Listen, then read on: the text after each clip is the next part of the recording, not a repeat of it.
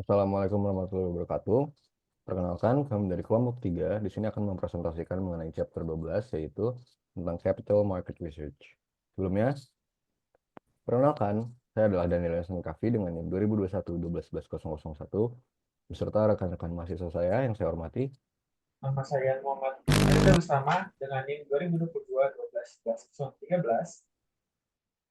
Saya Melia Reza Putri dengan NIM 2022-12-11-032. Baik, untuk materi pertama ini mengenai Philosophy of Positive Accounting Theory akan dijelaskan oleh Amelia. Waktu dan tempat dipersilakan. Sebelumnya, di sini saya akan menjelaskan tentang filosofi of positive accounting theory. Itu pendekatan dalam akuntansi yang bertujuan menjelaskan dan memprediksi praktik akuntansi yang dilakukan oleh perusahaan. Di sini ada poin-poinnya, ada 6 poin yang pertama itu berusaha menjelaskan dan memprediksi praktik akuntansi. Teori ini tidak hanya mendeskripsikan apa yang dilakukan oleh perusahaan dalam hal praktik akuntansi, tetapi juga mencoba memberi penjelasan mengapa praktik tersebut terjadi. Selain itu, teori ini mampu memprediksi apa yang akan dilakukan di masa depan berdasarkan mulai mengamati.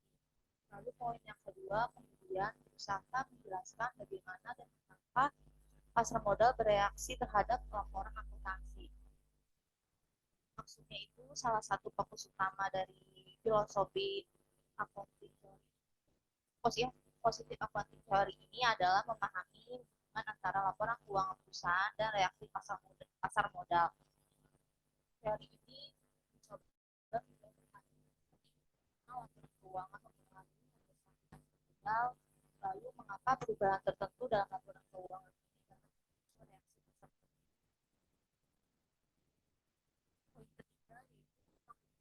mengamati praktik bukti empiris. Itu positif accounting empiris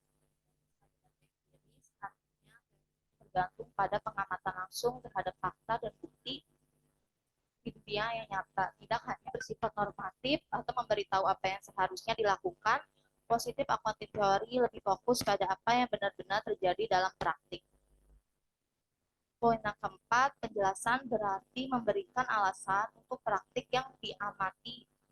Misalnya, mengapa perusahaan terus menggunakan biaya historis. Jadi, positif accounting theory ini memberikan alasan rasional untuk menjelaskan keputusan akuntansi yang diambil oleh perusahaan. Contohnya, mengapa perusahaan lebih memilih menggunakan metode historis dibanding metode lainnya. Jadi jawaban dari terkait efisiensi, regulasi, atau pengaruh terhadap laporan laba dan neraca. Poin kelima, prediksi berarti teori ini memprediksi fenomena yang tidak diamati. Maksudnya dari poin kelima itu, selain menjelaskan positif accounting teori ini juga berfungsi sebagai alat prediksi. Teori ini dapat memprediksi bagaimana perusahaan akan bereaksi terhadap perubahan regulasi akuntansi, kondisi ekonomi, atau insentif tertentu. Misalnya, jika ada perubahan kebijakan pajak, positif accounting teori ini dapat memprediksi bagaimana perusahaan akan menyesuaikan laporan keuangan. Lalu poin yang keenam atau yang terakhir ini memiliki fokus ekonomi. Positif accounting teori ini memiliki fokus utama pada aspek ekonomi dari praktik akuntansi. Artinya, teori ini tidak hanya melihat akuntansi sebagai alat pencatatan, tetapi juga sebagai mekanisme yang memengaruhi dan dipengaruhi oleh keputusan ekonomi, seperti pengambilan keputusan investasi, manajemen laba, atau pengolahan sumber daya.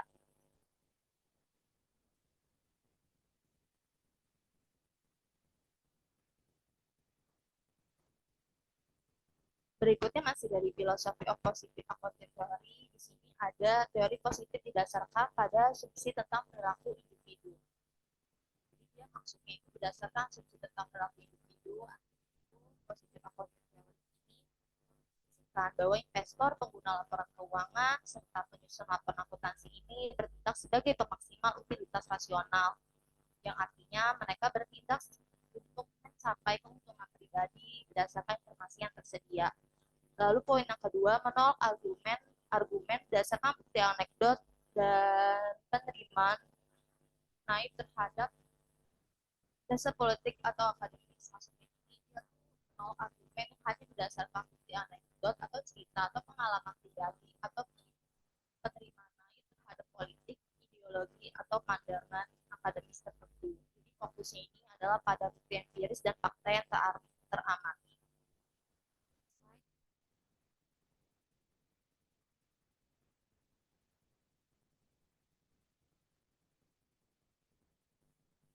Di slide selanjutnya ini ada materi tentang strengths of positive theory. Nah, kelebihan utama positif accounting theory ini ada dua, itu untuk menetapkan kebijakan akuntansi yang tepat perlu diketahui bagaimana dunia sebenarnya beroperasi. Jadi dia kayak dasar untuk menetapkan kebijakan akuntansi yang tepat. Jadi kayak untuk menyusun kebijakan akuntansi yang tepat, kita tuh kayak perlu memahami bagaimana sih dunia nyata itu bekerja. Positif accounting theory ini membantu menjelaskan bagaimana perusahaan itu beroperasi di dunia yang nyata, bukan berdasarkan teori normatif tentang bagaimana seharusnya mereka bekerja.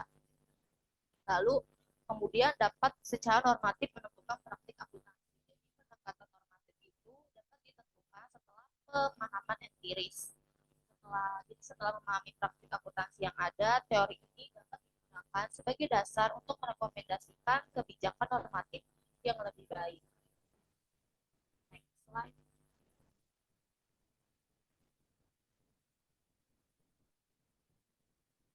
Di sini masih lanjutan dari strengths of positive theory, di mana ada poin hipotesis positif dapat dipalsukan melalui penelitian empiris, yang artinya di mana hipotesis itu dapat dipalsukan, artinya itu positif accounting theory ini memungkinkan pengujian hipotesis secara empiris. Artinya teori ini tuh dapat diuji kebenarannya berdasarkan data dunia nyata. Jika hipotesis salah, itu dapat dipalsukan atau falsifiable dan diganti dengan teori yang lebih baik. Lalu poin kedua ini memberikan pemahaman tentang cara kerja dunia, bukan menentukan cara kerja yang seharusnya.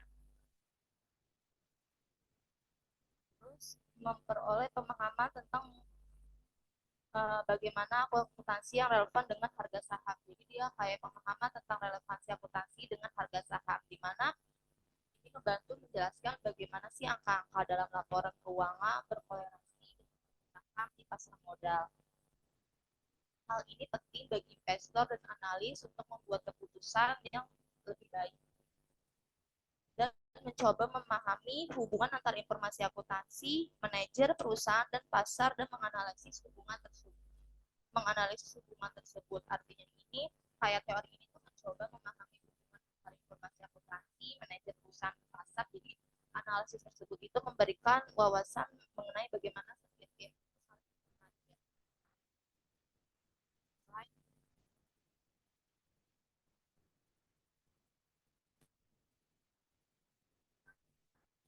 selanjutnya ini ada dissatisfaction with prescribed standard atau ketidakpuasan terhadap standar normatif. Standar normatif itu tidak, lalu ada resep yang tidak didasarkan pada pengamatan atau metode empiris yang teridentifikasi. Maksudnya jadi standar normatif itu tidak berdasarkan pada pengamatan empiris. Jadi banyak standar normatif atau prescriptive standar didasarkan pada asumsi subjektif tanpa bukti empiris. Akibatnya standar tersebut tidak mencerminkan nyata. Lalu teori tidak dapat dipalsukan. Bisa dipalsukan. Standar normatif seringkali tidak memungkinkan pengujian atau falsifikasi sehingga sulit untuk membuktikan kebenarannya. Terus, poin selanjutnya itu jangan menjelaskan dan memprediksi praktik akuntansi. Jadi dan jangan menilai praktik akuntansi yang ada. Maksudnya ini berbeda dengan positif accounting theory. Jadi pendekatan normatif ini hanya memberikan tanda kutip kayak istilah resep gitu tentang bagaimana akuntansi itu seharusnya dilakukan tanpa menjelaskan atau memprediksi apa yang sebenarnya terjadi di dunia nyata. Jadi dari dissatisfaction standar ini kesimpulannya itu kayak fokus pada observasi dan prediksi praktik akuntansi seperti yang terjadi di dunia nyata. memberikan dasar yang kuat untuk memahami hubungan antara laporan keuangan, perilaku individu, dan pasar modal, sekaligus menjadi alat untuk mengevaluasi standar akuntansi normatif yang tidak berbasis empiris. Next slide.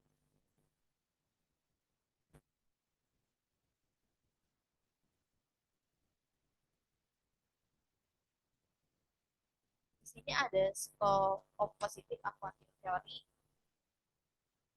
yang dimana materi itu menjelaskan bagaimana teori ini berkembang dan diterapkan untuk memahami, menjelaskan, dan memprediksi praktik akuntansi dalam dunia yang nyata. Di sini ada dua tahap perkembangan positif accounting teori, di mana tahap pertama itu adalah riset modal. Riset pasar modal tentang dampak akuntansi dan perilaku pasar modal. Yang dimana fokus pada dampak akuntansi dan perilaku pasar modal. Pada tahap awal, positif accounting teori ini mempelajari bagaimana informasi akuntansi mempengaruhi perilaku pasar modal, terutama hubungan antara data akuntansi dan harga saham.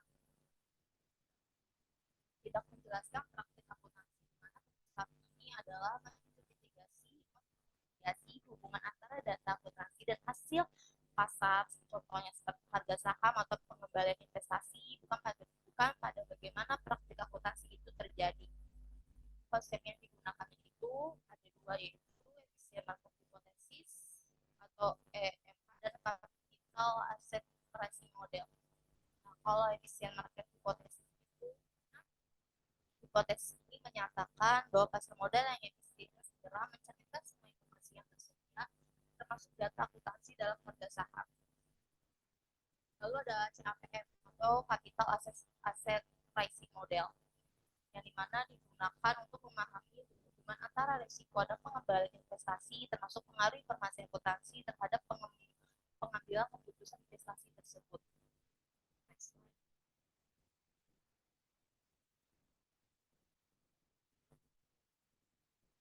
Next slide.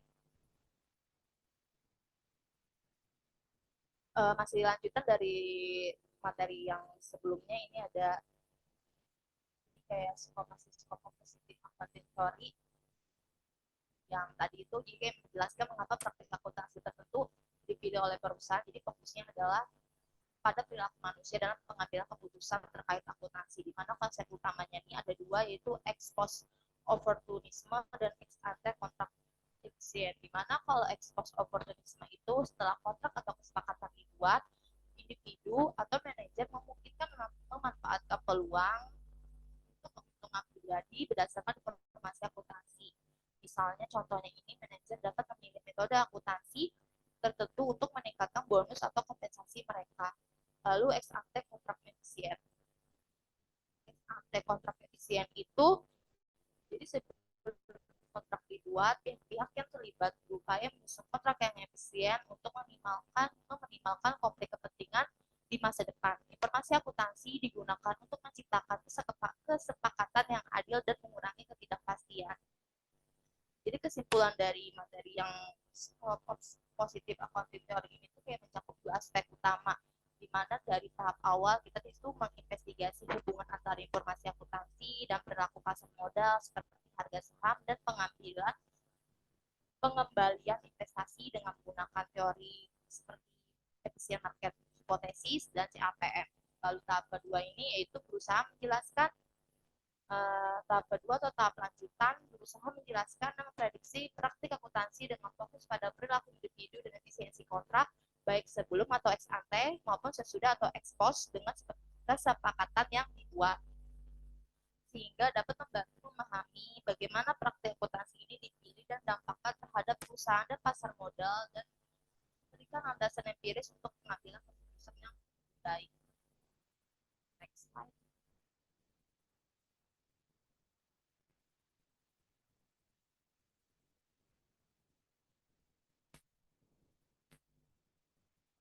Lalu di slide selanjutnya ini ada materi tentang capital market research and the efficient market hypothesis. Di sini ada dua jenis pasar modal. Jadi mana riset pasar modal ini fokusnya itu berfokus pada bagaimana sih pasar modal itu merespons informasi akuntansi. Jadi ada dua jenis utama riset ini, yaitu dampak dikeluarkannya informasi akuntansi terhadap return saham. Jadi artinya maksudnya ini penelitian ini menganalisis bagaimana si informasi akuntansi atau misalnya laporan keuangan atau pengumuman laba dapat mempengaruhi return saham. Informasi akuntansi dianggap penting jika perubahan harga saham ini mencerminkan reaksi investor terhadap informasi tersebut. Lalu yang kedua itu ada dampak perubahan kebijakan akuntansi terhadap harga saham. Jadi dari dampak perubahan kebijakan akuntansi terhadap harga saham, artinya ini penelitian ini meneliti bagaimana perubahan kebijakan akuntansi, misalnya perubahan metode depresiasi atau pengakuan pendapatan mempengaruhi harga saham di pasar modal. Jadi fokusnya ini adalah pada bagaimana investor memahami dan menggunakan informasi akuntansi yang dihasilkan oleh kebijakan baru. Dan ada sebagian besar penelitian di bidang ini bergantung pada EMH atau efisien market hipotesis. Jadi dia ketergantungan pada efisien market hipotesis ini. Jadi kayak sebagian besar penelitian di bidang ini bergantung pada hipotesis pasar efisien yang menyatakan bahwa harga saham mencerminkan semua informasi yang tersedia. Next slide.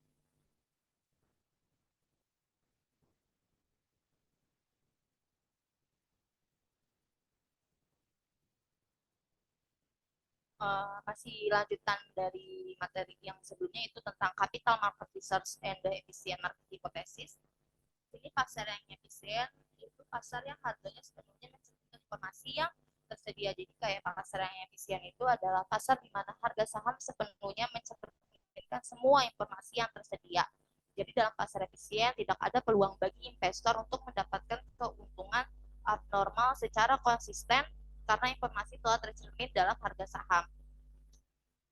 Di sini ada 3 bentuk efisiensi informasi.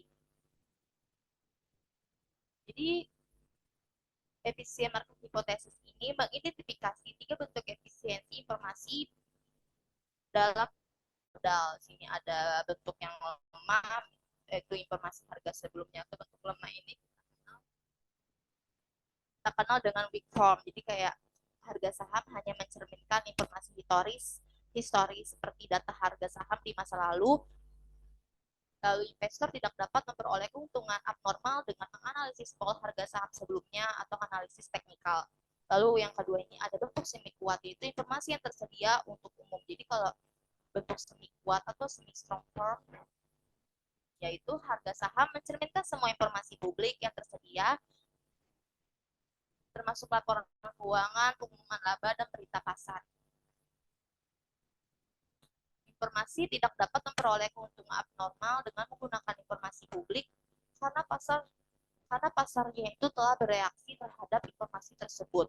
Lalu yang ketiga, bentuk yang kuat atau semua informasi publik dan pribadi. Jadi bentuk kuat atau strong form, di mana yang mencerminkan harga saham itu mencerminkan semua informasi, baik yang bersifat publik maupun non-publik. Jadi informasi privasi atau rahasia itu dia bersifat publik. Terus bahkan investor dengan akses ke informasi rahasia atau insider information tidak dapat memperoleh keuntungan abnormal.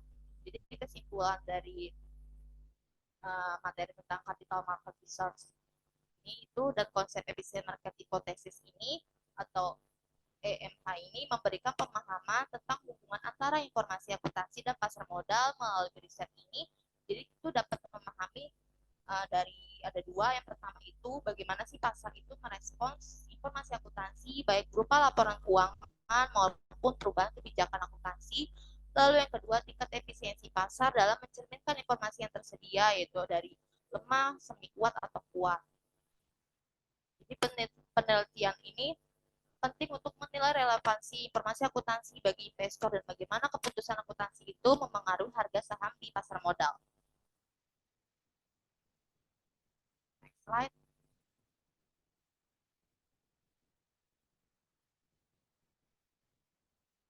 Slide selanjutnya akan dijelaskan oleh teman-teman saya.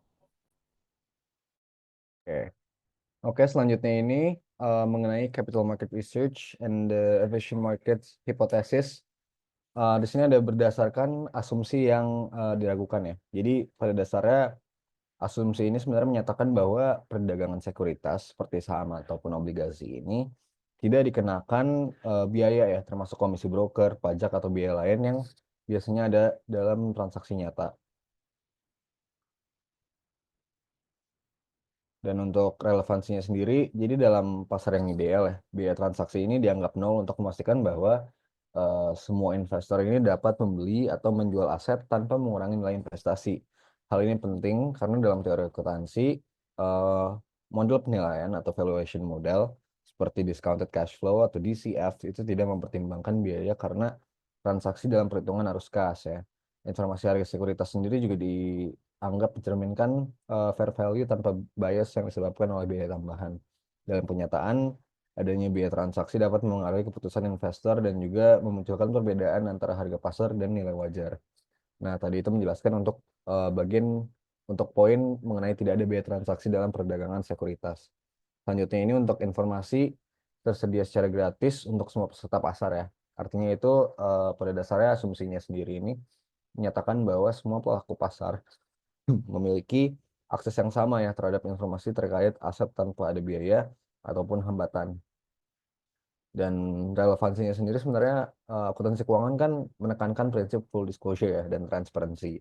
Jadi informasi yang relevan dan dapat diandalkan harus tersedia bagi semua pemangku kepentingan. Nah, dalam konteks pasar modal, asumsi ini sebenarnya menciptakan pasar yang efisien di mana harga sekuritas ini mencerminkan semua informasi yang tersedia, baik itu informasi historis, publik, maupun insight information. Nah, namun di dunia nyata, informasi itu kan seringkali tidak merata ya. Contohnya investor institusional biasanya memiliki akses ke alat analitik canggih atau laporan khusus lah yang tidak tersedia bagi investor individu. Nah, ini tuh sebenarnya menciptakan ketidakseimbangan informasi ya, atau information asymmetry yang merupakan tantangan dalam teori pasar efisien dan juga akuntansi wajar. Selanjutnya ini ada kesepakatan mengenai implikasi informasi saat ini terhadap harga saat ini dan distribusi harga di masa depan. Jadi untuk poin ini, asumsi ini sebenarnya mengindikasikan bahwa semua peserta pasar itu memiliki pandangan yang sama tentang bagaimana informasi memengaruhi harga aset saat ini dan juga distribusi kemungkinan harga di masa depannya. Untuk relevansinya sendiri, sebenarnya dalam teori akuntansi dan pasar modal, asumsi ini mendukung gagasan bahwa harga sekuritas ini mencerminkan nilai intrinsik ya, karena semua pelaku pasar secara rasional itu pasti memproses informasi yang sama. Nah, ini sesuai dengan rational expectations theory ya. Nah, namun dalam prakteknya, asumsi ini itu sering diragukan karena perbedaan kemampuan analisis dan juga interpretasi informasi oleh individu, faktor psikologis juga mempengaruhi ya, seperti bias kognitif dan juga emosi yang memengaruhi keputusan investasi. Dalam teori akuntansi juga, perbedaan interpretasi informasi ini dapat menyebabkan ketidakpastian ya dalam pengukuran nilai wajar atau earning forecast. Nah, oleh karena itu, sebenarnya banyak model akuntansi modern dia mencoba untuk mempertimbangkan elemen ketidakpastian ini melalui pengungkapan tambahan, yaitu additional disclosures ya atau analisis sensitivitas.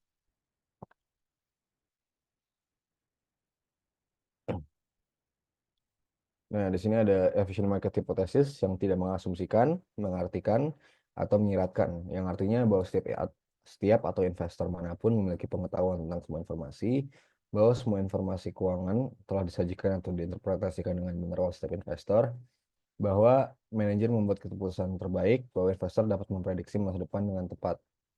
Nah, jadi memang keempat poin tersebut merujuk pada apa yang EMH ya, Efficient Market Hypothesis ya, tidak mengasumsikan atau implikasikan meskipun sering dipahami. Nah, untuk poin pertama ini untuk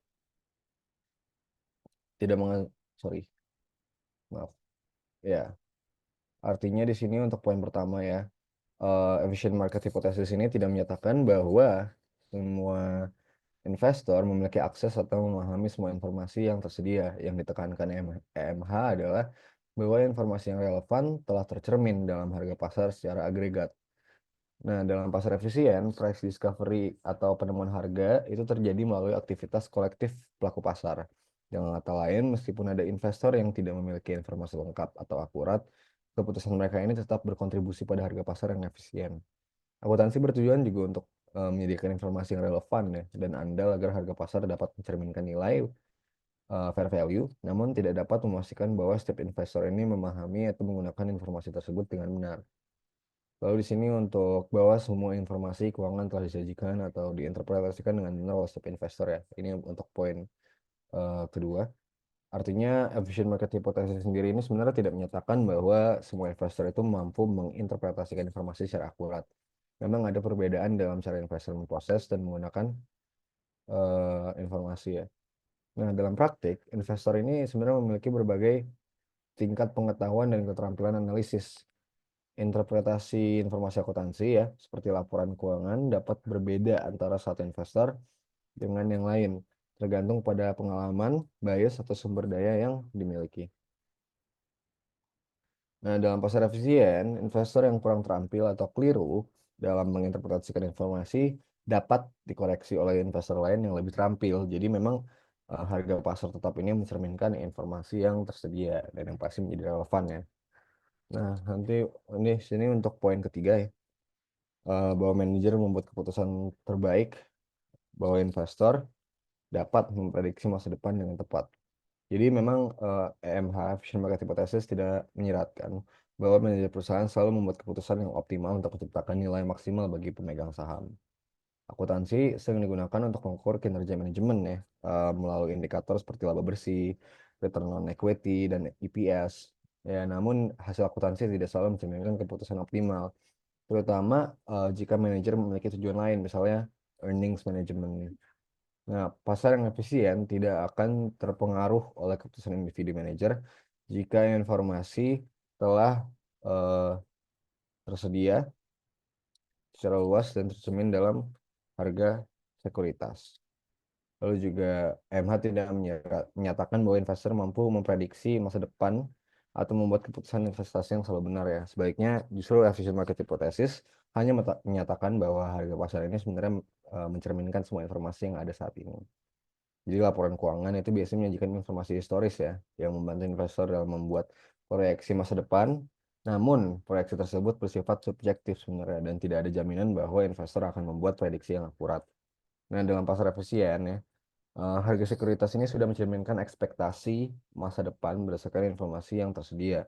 Meskipun prediksi individu juga mungkin salah. Namun harga pasar secara kolektif itu tetap menjadi indikator terbaik dari nilai wajar sekuritas.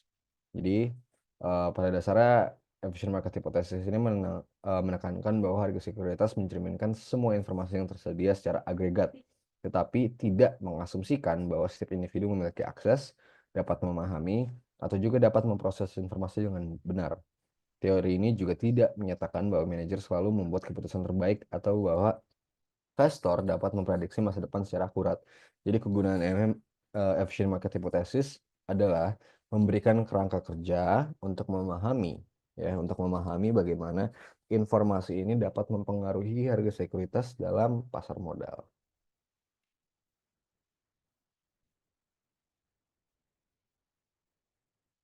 Ya, market efficiency berarti bahwa harga saham mencerminkan dampak agregat ya dari semua informasi yang relevan dan melakukannya dengan cara yang tidak bias dan juga tidak cepat.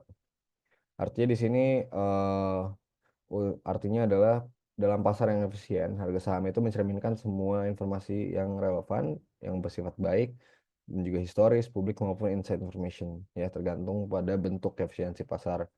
Bentuk efisiensi pasar sendiri ini kan ada yang lemah, ada semi kuat ataupun kuat.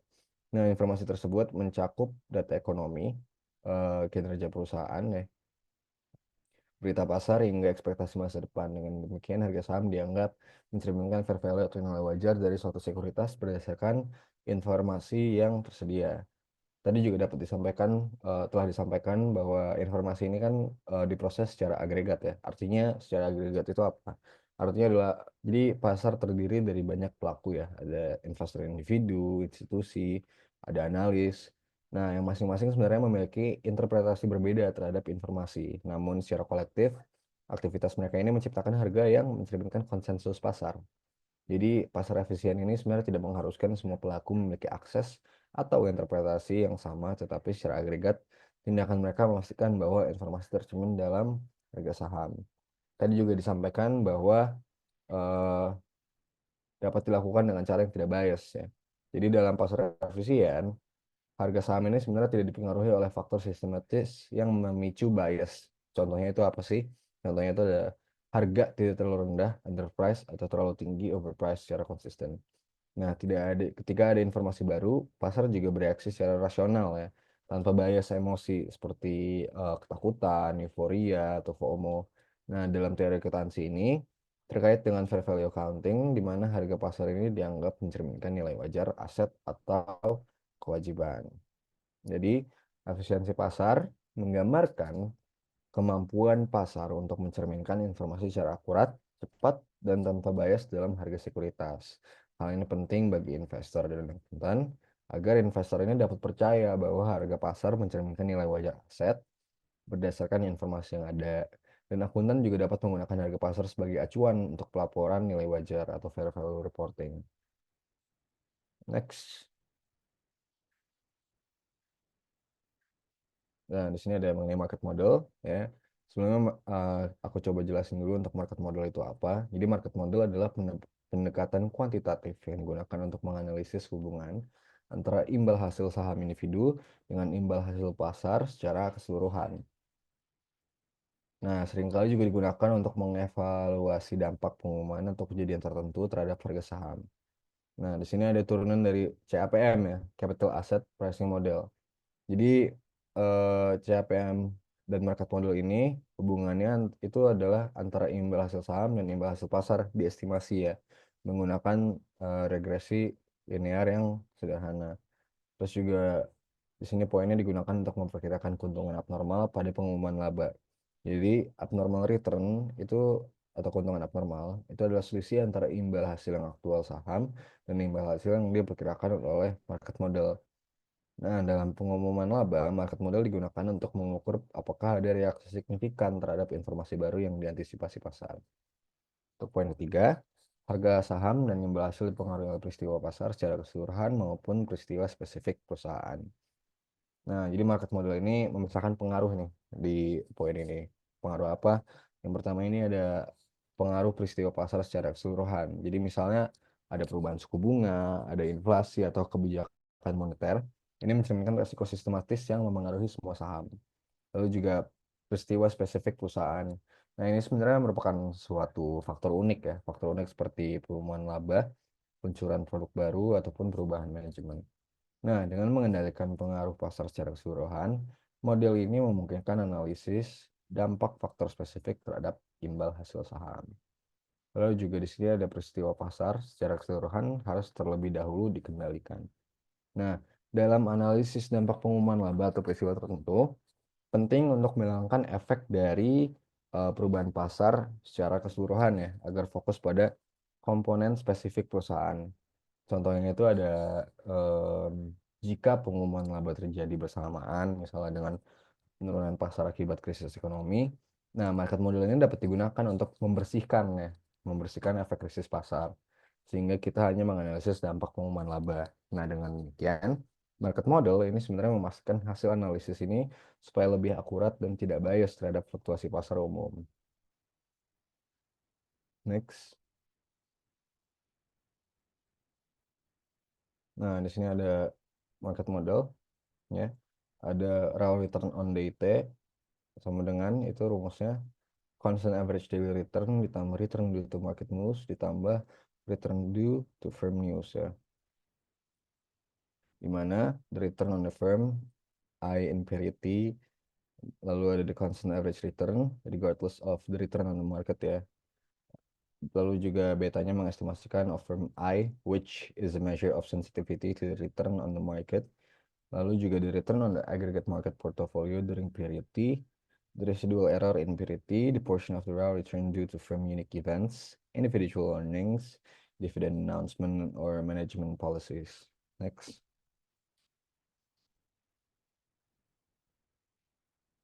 Di sini ada market model berdasarkan asumsi yang diragukan ya.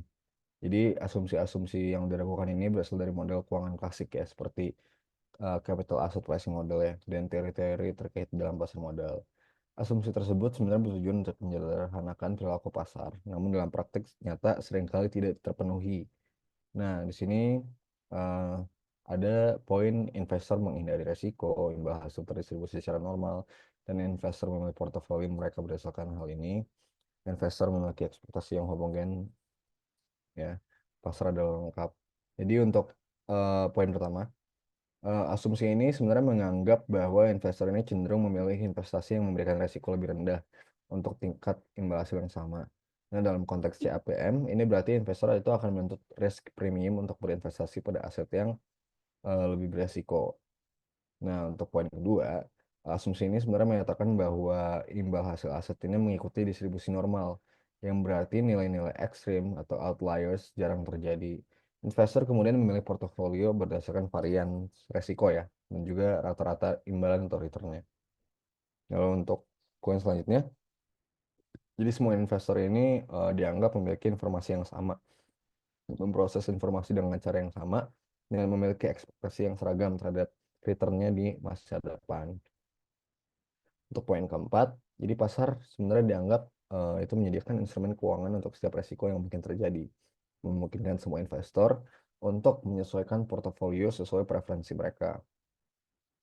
Nah, di sini juga ada poin semua peserta adalah penerima harga atau price takers, tidak ada biaya transaksi, tidak ada pajak, terdapat ekspektasi rasional investor, ya. Nah, jadi untuk, sorry, boleh balik lagi. Ya, jadi untuk poin yang semua peserta adalah penerima harga atau price takers, artinya adalah investor itu dianggap tidak dapat memengaruhi harga pasar ya, karena pasarnya penuh banyak peserta, tidak ada biaya transaksi. Ini sebenarnya diasumsikan bahwa perdagangan aset itu tidak melibatkan biaya tambahan seperti komisi, pajak atau bid ask spread. Lalu juga tidak ada pajak, jadi asumsi ini menyatakan bahwa pajak tidak memengaruhi keputusan investasi atau alokasi portofolio. Lalu juga terdapat ekspektasi rasional nih oleh investor. Jadi investor ini diasumsikan memiliki ekspektasi yang rasional ya, yaitu mereka menggunakan semua informasi yang tersedia secara optimal untuk membuat keputusan. Next.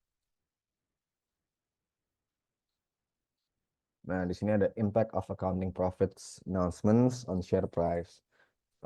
Ini ada Ball and Brown pada dari tahun 1968. Nah, jadi Ball and Brown sendiri ini sebenarnya adalah salah satu karya seminal dalam literatur akuntansi dan keuangan yang memperkenalkan metodologi empiris untuk menguji hubungan antara laporan laba perusahaan dan reaksi pasar saham. Ya, di sini karya seminal dalam literatur akuntansi positif dan keuangan. Jadi penelitian ini menjadi tonggak penting dalam literatur akuntansi karena memperkenalkan pendekatan empiris berbasis data untuk menguji hubungan antara informasi akuntansi dan pasar modal. Lalu untuk poin kedua, penelitian ini bertujuan untuk mengevaluasi apakah laba yang dilaporkan perusahaan ini yang dihitung berdasarkan metode biaya historis atau historical cost memiliki nilai informasional yang relevan bagi investor. Nah, jika laba yang dilaporkan akurat dan relevan, maka angka tersebut akan memengaruhi keputusan investor, terutama dalam menentukan harga saham. Dengan kata lain, memang penelitian ini itu menguji apakah laba berdasarkan biaya historis dapat digunakan sebagai alat untuk memprediksi prospek masa depan perusahaan. Untuk poin selanjutnya, di Ball and Brown ini berhipotesis bahwa jika laporan laba memberikan informasi baru yang berguna, pasar saham akan merespon informasi tersebut melalui perubahan harga saham. Penelitian mereka menemukan bahwa harga saham ini mulai bereaksi bahkan sebelum pengumuman laba resmi dirilis ya, atau earnings anticipation, menunjukkan bahwa sebagian informasi sudah diantisipasi oleh pasar. Namun memang setelah pengumuman laba, masih ditemukan reaksi harga saham yang dikenal sebagai post earnings announcement drift ya, atau pergerakan harga saham pasca pengumuman laba. Oke, boleh next. Nah, di sini ada hasil penelitiannya, ada sampelnya, ada favorable announcement saya, total sample, dan juga unfavorable announcements. Boleh langsung next saja. Nah, di sini ada hasil penelitian ini, Bowen Brown results-nya ya. Jadi sebagian besar informasi yang terkandung dalam pengumuman laba, 85-90% itu udah diantisipasi oleh investor. Jadi memang penelitian ini menunjukkan bahwa 85-90% informasi laba perusahaan sudah tercermin dalam harga saham sebelum pengumuman resmi laba dilakukan. Hal ini terjadi karena pasar telah mengantisipasi kinerja perusahaan berdasarkan informasi lain yang tersedia sebelumnya, seperti laporan keuangan interim, berita industri, atau ekspektasi pasar. Nah, bukti adanya konten informasi dalam pengumuman laba berdasarkan biaya historis untuk poin ini. Jadi meskipun sebagian besar informasi laba sudah diantisipasi, hasil penelitian menunjukkan bahwa pengumuman laba itu tetap membawa konten informasi yang relevan dan baru. Jadi harga saham ini bereaksi pada hari pengumuman, membuktikan bahwa laba berdasarkan metode biaya historis masih memiliki nilai informasi bagi investor. Jadi pada dasarnya penelitian ini mengonfirmasi ya bahwa laba itu berdasarkan biaya historis relevan dan bermanfaat dalam konteks pasar modal.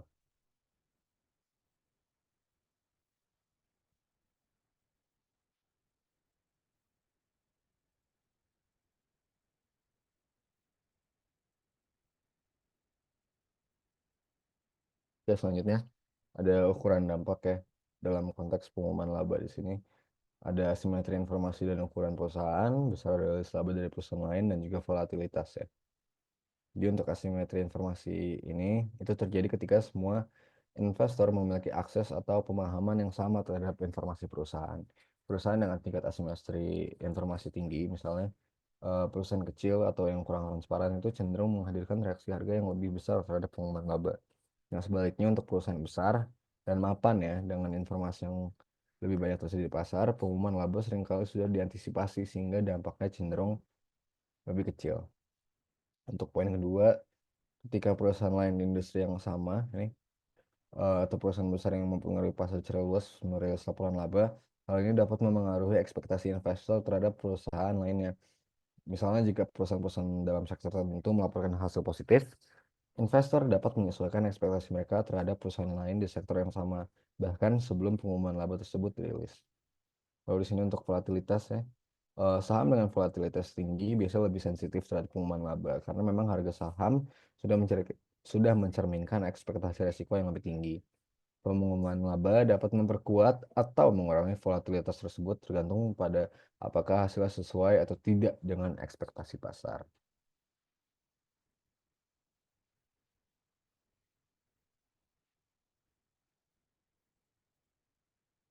Oke, selanjutnya akan dijelaskan oleh Reza.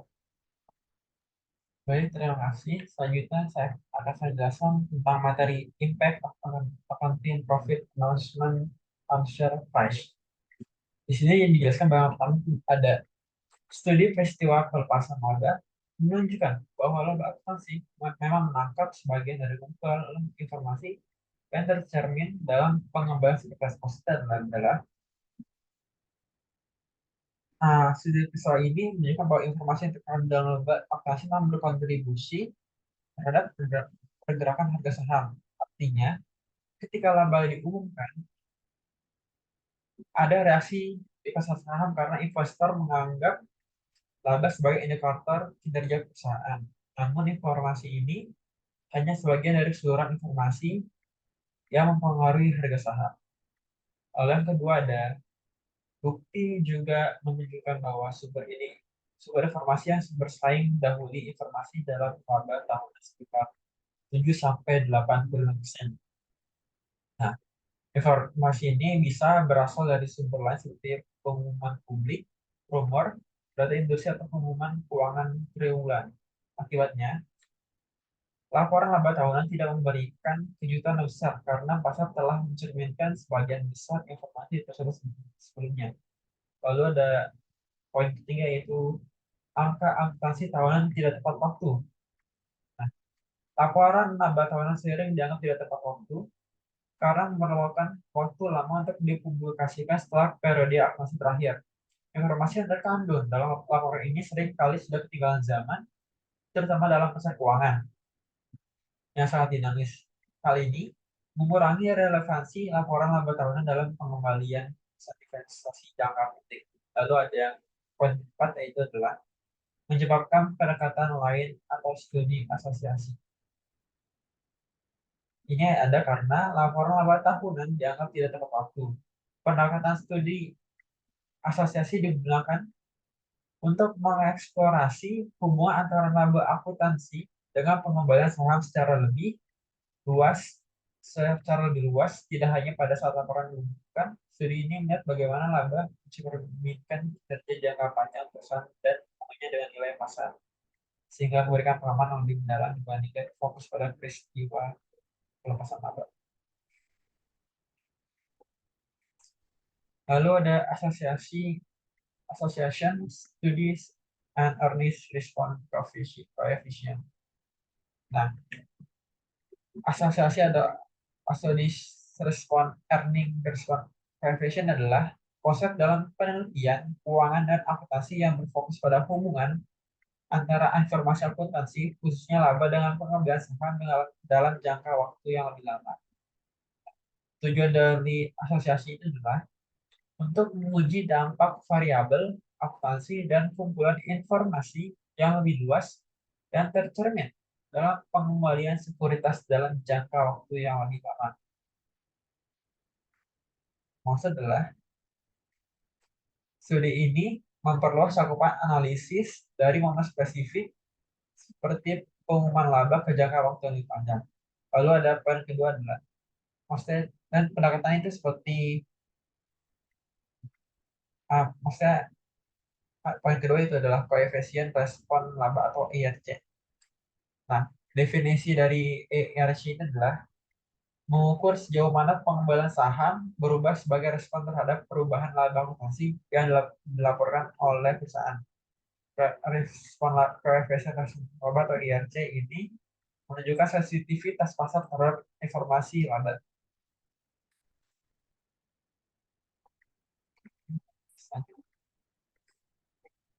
Ada di masih dia Association Studies and Earnings Response Coefficient. Di sini ada faktor-faktor yang dapat mempengaruhi hubungan antara laba dan harga saham. Nah, faktor apa aja sih? Yang pertama itu ada resiko dan ketidakpastian.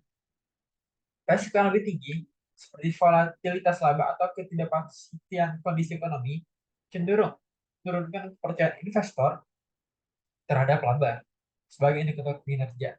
Hal ini dapat mengurangi respon pasar terhadap laba. Contohnya seperti sektor teknologi sering menghadapi risiko pasar yang tinggi sehingga hubungan antara laba dan harga saham bisa kurang signifikan. Lalu yang kedua ada kualitas audit. Laba diaudit oleh auditor bereputasi lebih baik dipercaya oleh investor. Kualitas audit yang baik meningkatkan kredibilitas laporan keuangan, memperkuat hubungan antara laba dan harga saham. Contohnya perusahaan audit Big Four itu ada PwC, Deloitte, EY, dan ING. Lalu yang ketiga ada ukuran perusahaan. Nah, biasanya perusahaan besar memiliki lebih banyak informasi publik yang tersedia, sehingga pengaruh pengumuman laba bisa lebih kecil atau lebih besar. Sebaliknya, laba perusahaan kecil cenderung memberikan informasi yang baru signifikan. Lalu yang keempat ada industri. Hubungan antara laba dan harga saham karakteristik pada berdapat berbeda dan tergantung pada karakteristik industri. Industri dengan siklus panjang atau regulasi ketat mungkin memiliki respon yang lebih lambat terhadap laba. Lalu ada kelima, itu ada suku bunga. Suku bunga mempengaruhi tingkat diskonto yang digunakan investor untuk menilai arus kas masa depan. Laba menjadi kurang penting ketika suku bunga tinggi karena investor lebih fokus pada pengembalian yang aman. Lalu ada yang keenam yaitu leverage keuangan. Perusahaan dengan leverage tinggi lebih berisiko sehingga laba mereka dipandang lebih tidak pasti. Ini dapat melemahkan hubungan antara laba dan harga saham. Lalu yang ketujuh ada pertumbuhan perusahaan.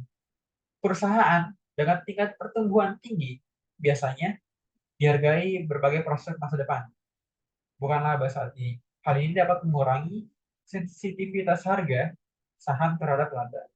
Lalu yang ke-8 itu ada laba permanen dan sementara. Laba yang dianggap permanen lebih relevan bagi investor karena mencerminkan kinerja jangka panjang. Sementara laba tidak permanen cenderung diabaikan. Lalu yang ke-9 itu ada pemodelan non-linear. Maksudnya adalah hubungan antara laba dan harga saham mungkin tidak selalu linear. Misalnya perubahan laba kecil mungkin tidak mempengaruhi harga saham. Tetapi perubahan besar bisa memicu respon signifikan. Contohnya ketika laba sebesar 1% mungkin tidak berarti, tapi kenaikan 50% bisa mempengaruhi harga saham secara dramatis. Lalu yang kedua ada disagregasi laba. Misalnya analisis laba yang lebih terperinci, seperti laba operasional, laba dari investasi, dapat memberikan informasi tambahan kepada investor mempengaruhi hubungan antara laba total dan harga saham. Lalu yang sebelah itu ada arus kas. Beberapa investor lebih fokus pada arus kas karena dianggap lebih sulit dimanipulasi daripada laba akuntansi. Perbedaan ini dapat mempengaruhi hubungan antara laba dan harga saham. Lalu yang terakhir itu ada neraca dan komponen neraca. Informasi di neraca seperti tingkat aset likuid, utang, atau ekuitas dapat mempengaruhi bagaimana laba dipandang oleh investor. Jika neraca kuat, laba itu dapat lebih dipercaya.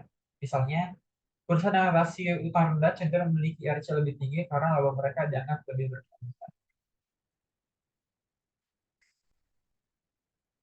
Lalu, kita ada methodological issue.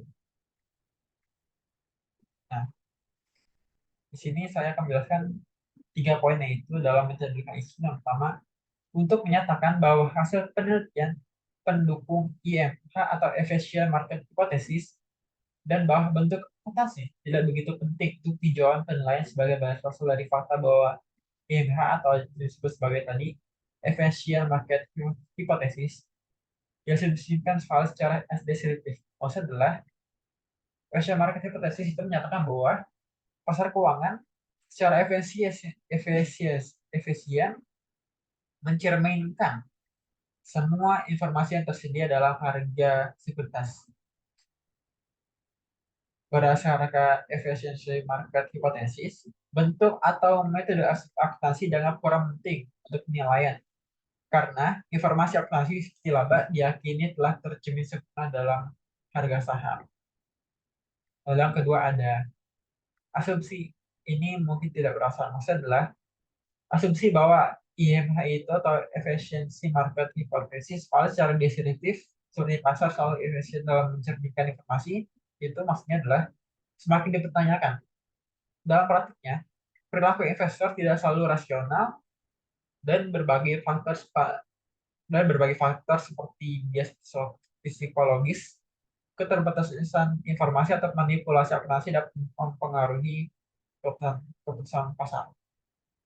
Lalu yang poin ketiga ada semakin banyak bukti bahwa pasar dapat dibodohi oleh angka-angka akuntansi.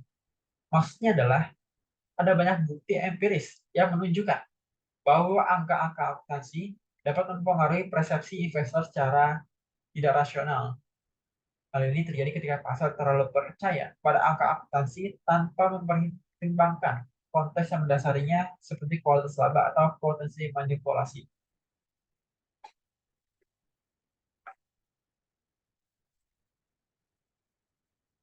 Lalu masih ada di methodological issue. Di sini jelaskan bahwa tidak ada upaya untuk membedakan IMH dari hipotesis bersaing. Pertama adanya itu adalah hipotesis mekanistik. Nah, hipotesis mekanistik adalah menyatakan bahwa manajer menggunakan penalasi untuk secara sengaja misalkan pasar saham, dan kedua pelaku pasar dapat ditipu. Maksudnya manajer perusahaan dapat menggunakan akuntansi untuk secara sengaja misalkan pasar saham melalui manipulasi laporan keuangan. Dalam hipotesis ini diasumsikan bahwa pelaku pasar tidak selalu rasional dan dapat ditipu oleh angka-angka akuntansi yang dirancang untuk memberikan kesan tertentu. Lalu yang kedua ada hipotesis tanpa dampak. Di sini dijelaskan bahwa pasar mengabaikan perubahan akuntansi yang tidak memiliki konsekuensi arus kas. Maksudnya, hipotesis tanpa dampak menyatakan bahwa pasar saham mengabaikan perubahan akuntansi yang tidak memiliki dampak nyata terhadap arus kas perusahaan.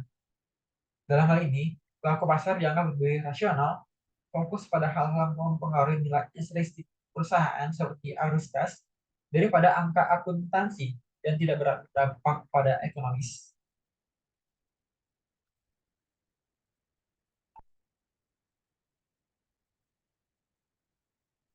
Lalu selanjutnya ada trading strategies. Yang pertama itu ada penyimpangan pasca pengumuman. Maksudnya adalah penyimpangan pasca pengumuman mengacu pada fenomena di mana harga saham terus bergerak ke arah tertentu setelah pengumuman laba.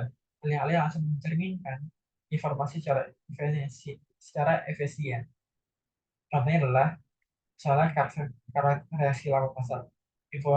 Investor mungkin tidak segera memproses informasi dari pengumuman laba sehingga penyesuaian harga saham berlangsung secara bertahap. Lalu yang kedua ada pemegang atau pencundang dan rasa percaya diri yang berlebihan. Maksud adalah strategi ini terkait dengan anomali dalam perilaku pasar, di mana investor sering menunjukkan rasa percaya diri yang berlebihan yang dapat menyebabkan pola pemenang dan pecundang di pasar. Nah, lalu yang ketiga ada efek mekanistik atau perilaku. Misalnya di sini ada hipotesis tanpa efek. Nah, efek hipotesis tanpa efek ini menyatakan bahwa perubahan akuntansi yang bersifat kosmetik tanpa konsekuensi nyata terhadap arus kas tidak akan mempengaruhi harga saham. Contohnya, perubahan metode depresiasi misalnya dari metode garis straight line kepada saldo menurun. Mungkin mengubah laba yang dilaporkan tetapi tidak mempengaruhi arus kas. Yang kedua ada akuntansi kosmetik. Maksudnya adalah akuntansi kosmetik mengacu pada perubahan angka akuntansi tanpa konsekuensi ekonomi nyata. Tetapi pasar tetap koreksi terhadap perubahan tersebut. Contohnya adalah manipulasi laba untuk meningkatkan laba bersih yang dilaporkan. Investor mungkin bereaksi positif terhadap laporan ini. Meskipun perubahan tersebut tidak mencerminkan perbaikan fundamental dalam kinerja perusahaan.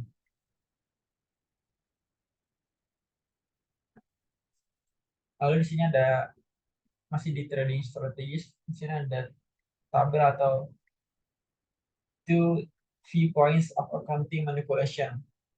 Jadi gambar ini ada, misalnya di pertama itu ada accounting standard dan noisy income. Maksudnya accounting standard ini merupakan standar akuntansi yang dasar dalam penyusunan laporan keuangan, namun penerapan standar ini terhadap masukan noisy income. Dan noisy income ini mengacu pada laba yang dilaporkan tidak sepenuhnya mencerminkan kinerja ekonomi perusahaan. Lalu noisy dalam hal ini berarti laporan laba dapat mengandung elemen manipulasi atau distorsi. Lalu yang kedua ada earning management. Earning management adalah manipulasi angka laba dalam laporan keuangan untuk menciptakan hasil yang diinginkan, baik untuk kepentingan pribadi, manajemen, atau maupun untuk memberikan sinyal tertentu pasar.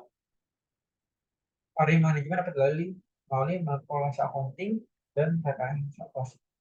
Lalu yang ketiga ada